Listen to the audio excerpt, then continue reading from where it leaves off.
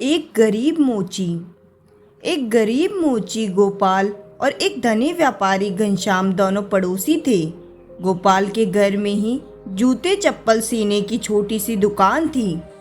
काम करते करते वह अक्सर मौज में आकर गाने लगता। वह बहुत निश्चित मस्त मौला आदमी था। उसे कभी अपने घर के दरवाजे खिड़कियां बंद करने की जरूरत नहीं महसूस हुई। वह रात को भगवान की पूजा करता और मजे से सो जाता। धनी व्यापारी घनश्याम इस गरीब हंसमुख मोची गोपाल की ओर ईर्ष्या भरी नजरों से देखा करता। गरीब होने के बावजूद गोपाल को किसी बात की चिंता नहीं थी, जबकि धनी होने के बाद भी घनश्याम को तरह तरह की चिंताएं सताती रहती थी। गाना गुनगुनाने की बात तो दूर, वह खुलकर हंस भी नहीं सकता था। उसे हमेशा अपनी तथा अपने धन की रक्षा की चिंता सताती रहती थी। रात को वह अपने मकान के सारे दरवाजे खिड़कियां बंद कर लेता था, फिर भी उसे चैन की नींद नहीं आती थी। एक दिन घनश्याम ने गोपाल को अपने घर बुलाया और उससे अपने जूते ठीक करवाए और उसके बदले में उसने उसे 5,000 रुपये दिए और कहा, लो ये पैसे रख लो, इन्हें अपने ही पैसे समझो। गोपाल बहुत चकित हुआ और उसने घनश्याम से पूछा, साहब, आप मुझे एक जोड़ी जूते ठीक करने के बदले में 5,000 रुपये क्यों दे रहे हैं?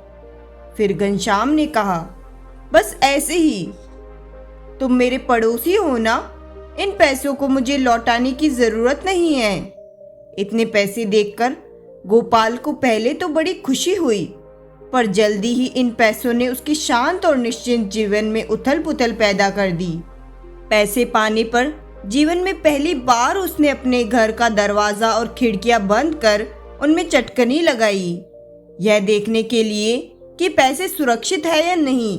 रात को कई बार उसकी नींद टूटी और पूरी रात वह जाग रहा था। और अमीर आदमी घनश्याम को आज उसकी ना तो हंसने की आवाज आ रही थी और ना ही गाने गुनगुनाने की।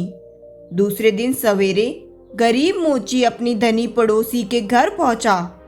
उसने घनश्याम को 5,000 रुपये लौटाते हुए हाथ जोड़कर कहा, सेठ जी, मेहरबानी करके आप अपना यह पैसा वापस ले लीजिए। इन पैसों ने तो मेरी रात की नींद हराम कर दी।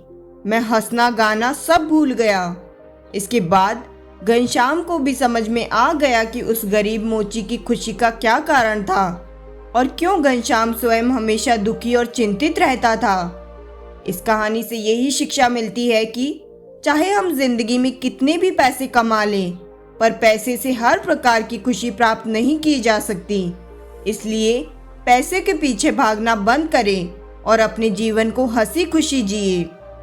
हम अपनी इस कहानी से लोगों के जीवन में परिवर्तन करने की कोशिश कर रहे हैं। अगर आप एक शेयर करते हैं तो क्या पता इन कहानियों से किसी की जिंदगी में कुछ परिवर्तन आ जाए। तो हम आपसे अपेक्षा करते हैं कि ज़्यादा से ज़्यादा हमारी वीडियो को लाइक और शेयर करें।